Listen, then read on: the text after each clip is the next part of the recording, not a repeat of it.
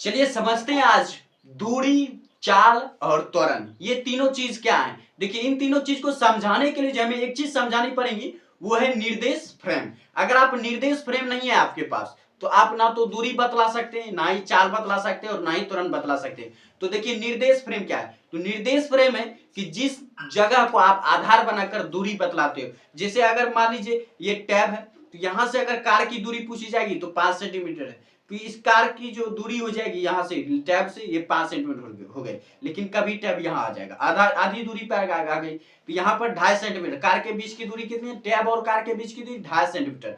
तो निर्देश फ्रेम बदलने से जो दूरी भी बदल जाती है। तो निर्देश फ्रेम क्या है, तो जिस बिंदु को हम आधार बनाकर जो दूरी बतलाते हैं वो बिंदु ही जो निर्देश फ्रेम कहलाती है। अगर मान लो ये निर्देश फ्रेम ना, हमने टैब हटा दिया और आपसे पूछा जाए कि इस कार की दूरी कितनी, तो आपके मन में ये सवाल जरूर आएगा कि कहां से दूरी, कौन से बिंदु से दूरी। क्योंकि बात करें तो यहां से तो इसकी दूरी 2.5 सेंटीमीटर, यहां से 3, यहां से 5, यहां से 10, कहीं से इसकी 1 किलोमीटर भी है और कहीं से अगर मान लेंगे तो इस कार की दूरी 100 किलोमीटर भी होगी। यानी निर्देश फ्रेम एक होना जरूरी है दूरी बतलाने के लिए। तो ये है गई निर्देश फ्रेम कि बिना निर्देश फ्रेम के जो आप दूरी बतला नहीं सकते।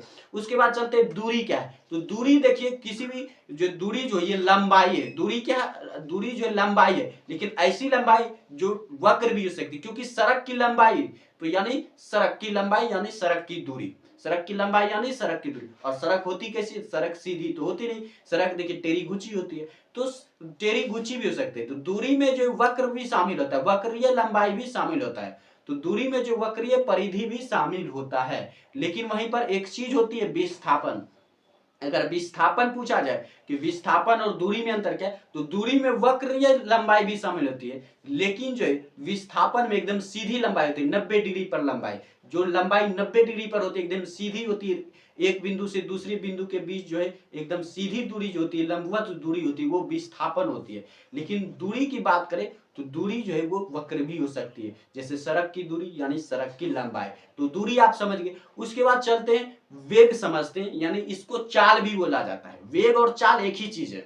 तो वेग और चाल समझते हैं, तो देखिए वेग समझते हैं, तो दूरी में जो परिवर्तन होता है उसे हम चाल कहते हैं, यानी वेग कहते हैं। दूरी में परिवर्तन ही जो वेग है या चाल है। जैसे कि देखिए ये जो यहाँ पर है ये अब खिसकेगा, ये गाड़ी धीरे धीरे चलेगी, ये खिसक गई। तो निर्देश फ्रेम मान लेते हैं कि निर्देश फ्रेम मान लेते हैं इस टैब से जो है ये कार अभी टैब के एकदम नजदीक है। अब ये जो यहाँ पर दूरी टैब और कार के बीच की दूरी कितनी है, 0। लेकिन अब ये आगे बढ़ेगी, ये आगे बढ़ेगी तो देखिए दूरी इसकी चेंज हो रही, पहले 0 थी, कार और टैब के बीच की दूरी 0 थी, लेकिन अब कुछ लंबाई हो चुकी है, मान लीजिए 1 सेंटीमीटर। फिर ये बढ़ेगी तो फिर देखिए 2 सेंटीमीटर, फिर ये बढ़ेगी तो ये 3 सेंटीमीटर, फिर ये बढ़ेगी 4 सेंटीमीटर, फिर बढ़ेगी 5 सेंटीमीटर।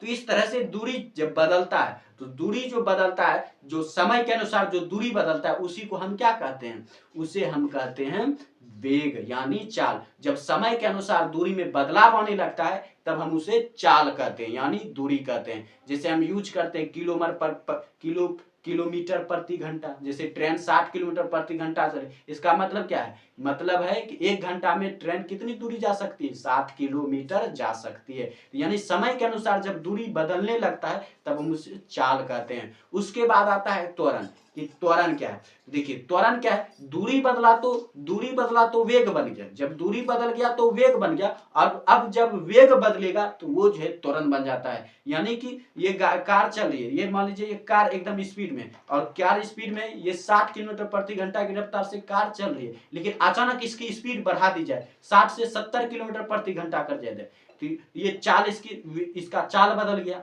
तो या कभी घट भी सकता है, 60 किलोमीटर से चल रहा है और हम इसका चाल रोक देंगे, यानी घट कर ये 50 पे चलाएगा, चाल हम इसका कम कर देंगे। तो जब चाल बदल जाता है, जब चाल बदलता है तो वो त्वरण बन जाता है। यानी चाल में जब परिवर्तन होता है, समय के अनुसार जब चाल बदल जाता है तब वह त्वरण कहलाता है। तो जब दूरी बदलता है तब वो वेग बन जाता है, और वेग जब बदलता है तो वो त्वरण बन जाता है। यानी समय के साथ, समय को नहीं छोड़ना है, बिना समय के इस दुनिया में कुछ भी नहीं होता। इसलिए समय के अनुसार जब दूरी बदलता है तो वो वेग कहलाता है, और समय के अनुसार जब वेग बदलता है तब वह त्वरण कहलाता है। तो ये आप समझ गए दूरी, वेग और त्वरण क्या है। तो ये आप भली भांति समझ गए होंगे। तो अगर आपको फिर भी कोई कंफ्यूजन रहेगा तो कमेंट सेक्शन में जरूर बताइएगा।